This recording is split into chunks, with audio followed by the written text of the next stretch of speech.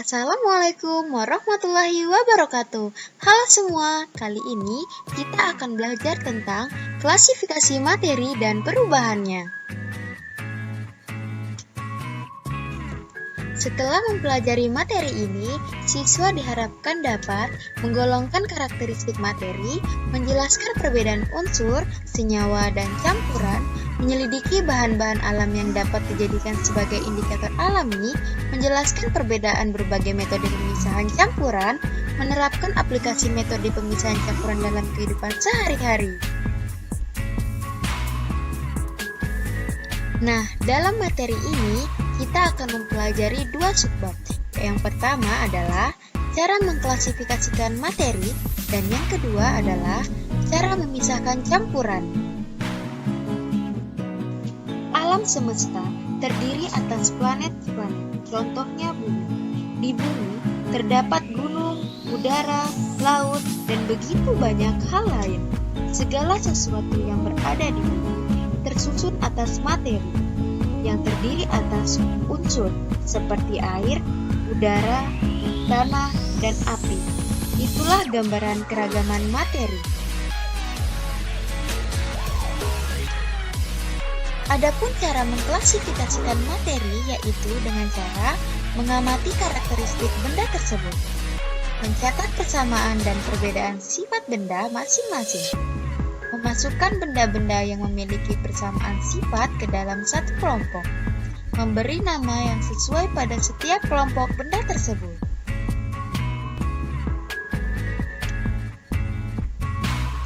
Materi didefinisikan sebagai sesuatu yang mempunyai massa dan dapat menempati sebuah ruang. Materi berdasarkan wujudnya dapat dikelompokkan menjadi zat padat, zat cair, dan zat gas. Adapun ciri-ciri zat padat adalah mempunyai bentuk dan volume tertentu.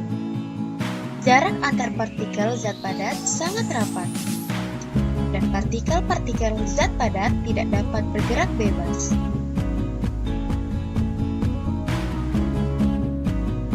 Untuk ciri-ciri zat cair adalah mempunyai volume tertentu tetapi tidak mempunyai bentuk yang tetap, bergantung pada media yang digunakan. Jarak antar partikel zat cair lebih renggang, dan partikel-partikel zat cair dapat bergerak bebas namun terbatas.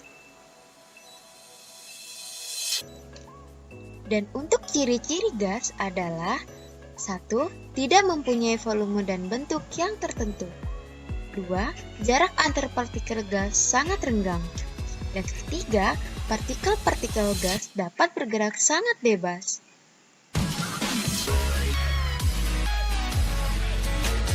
Oke, selanjutnya kita akan belajar tentang unsur, senyawa, dan campuran. Nah, dalam materi itu digolongkan menjadi dua bagian, ada zat tunggal dan campuran. Untuk zat tunggal sendiri itu dibedakan menjadi dua, yaitu unsur dan senyawa.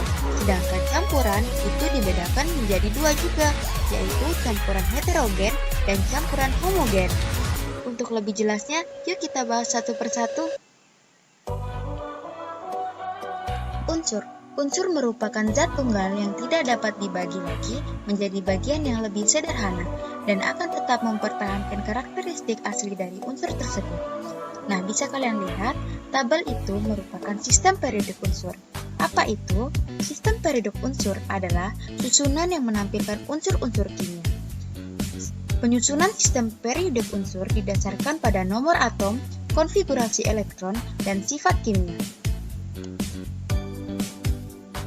Nah, dari tabel tersebut, kalian bisa mengetahui bahwa unsur dibagi menjadi tiga, yaitu logam, semi-logam, dan non-logam. Nah, berikut adalah unsur logam dan lambangnya.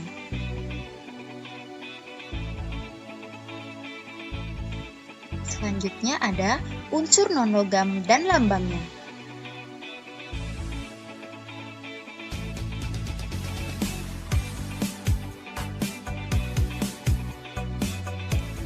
Nah, adapun kegunaan unsur logam dan logam adalah sebagai berikut. Bisa kalian lihat sendiri ya.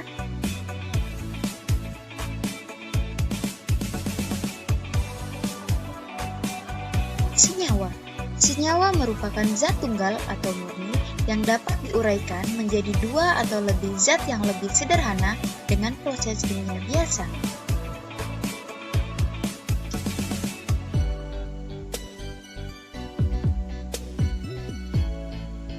Campuran. Campuran dibedakan menjadi dua, yaitu campuran homogen dan campuran heterogen. Nah, dalam campuran homogen itu terdapat zat-zat yang tercampur. Pertama ada zat larut dan zat larut. Contoh dari campuran homogen adalah campuran antara air dan garam. Selanjutnya, campuran heterogen. Campuran heterogen terjadi karena zat yang tidak dapat bercampur satu dengan lain secara sempurna sehingga dapat dikenali zat penyusunnya. Contohnya seperti air dan minyak. Nah, berikut perbedaan sifat unsur, senyawa, dan campuran. Unsur sendiri, zatnya tunggal, tidak dapat diuraikan, dan terdiri atas satu jenis atom. Sedangkan senyawa, zatnya tunggal, dapat diuraikan, tersusun atas dua jenis atom atau lebih, dan perbandingan massa zat penyusunnya tetap. Sedangkan campuran, yaitu zatnya campuran, dapat diuraikan, tersusun atas dua jenis atom atau molekul atau lebih, dan perbandingan massa zat penyusunnya tidak tetap.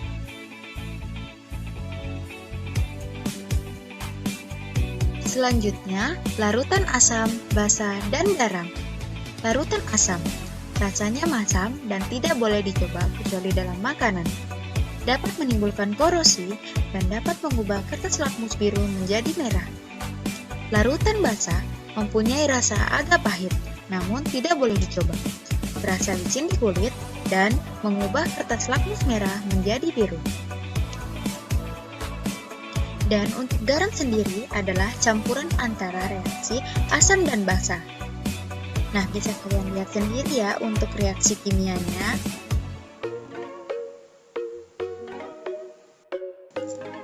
Indikator. Indikator dibedakan menjadi dua, yaitu alami dan buatan. Berbagai jenis tumbuhan dapat digunakan sebagai indikator alami. Tumbuhan yang termasuk indikator alami akan menunjukkan perubahan warna pada larutan asam ataupun basa. Salah satu jenis indikator buatan yang bukan dalam bentuk larutan cair adalah kertas lakmus. Ada dua jenis kertas lakmus, yaitu lakmus biru dan lakmus merah. Warna kertas lakmus biru akan menjadi merah dalam larutan asam. Sebaliknya, warna kertas lakmus merah akan menjadi biru dalam larutan basa.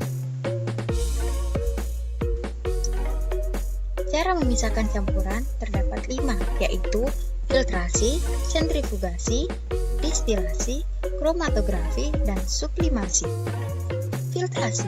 Filtrasi atau penyaringan adalah metode pemisahan campuran yang digunakan untuk memisahkan cairan dan padatan yang tidak larut berdasarkan pada perbedaan ukuran partikel zat-zat yang bercampur.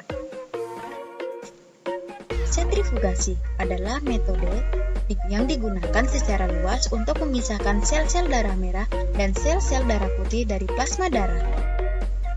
Distilasi adalah pemisahan campuran dengan cara penyulingan yang digunakan untuk memisahkan suatu zat cair dari campurannya. Kromatografi merupakan metode pemisahan campuran yang didasarkan pada perbedaan kecepatan merambat antar partikel-partikel yang bercampur dalam suatu medium diam ketika dialiri suatu medium gerak. Yang terakhir ada sublimasi. Prinsip kerja metode pemisahan campuran dengan cara sublimasi didasarkan pada campuran zat yang memiliki suatu zat atau satu zat yang dapat menyublim, di mana perubahan wujud padat ke wujud gas, sedangkan zat yang lainnya tidak dapat menyublim.